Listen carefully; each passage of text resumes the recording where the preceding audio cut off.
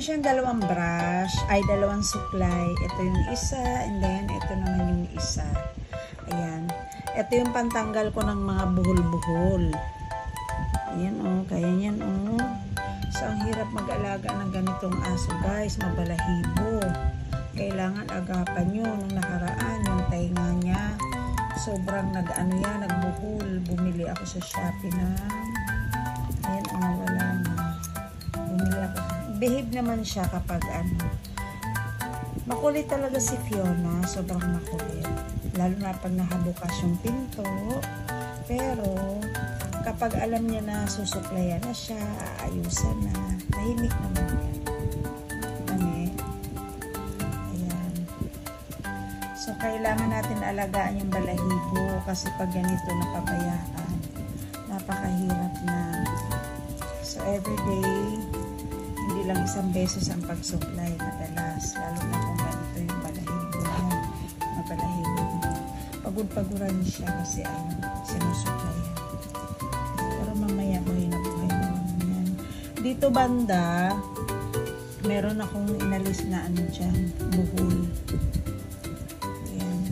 Kaysa naman ipakalbo ko siya, diba? Kaya sinagaan ko na lang talagang alisin yung buhol niya. Yung buntot din, nagbuhol niya din ito. Yung buntot niya, nagbuhol din.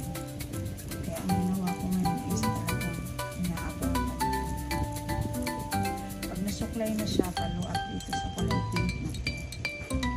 Pero dapat talaga may ganito pa na, may ganitong suklay.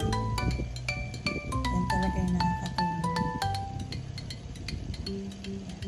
So, baliktad naman tayo, Nick. Kabila naman, Fiona. Hindi ko sinabing tumihaya ka. O, kabila na. Dito na. Up na. Up na.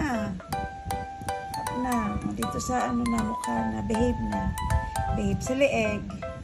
Sa leeg na tayo. Dito sa kabila na tayo. Diba? Mabait yan Alam niya kasi papaluin ko siya kapag kulit. Yun po. Sinong lablab? Fiona, kulit. Sinong lablab ni Mama? Maligo tayo ngayon Basta may araw.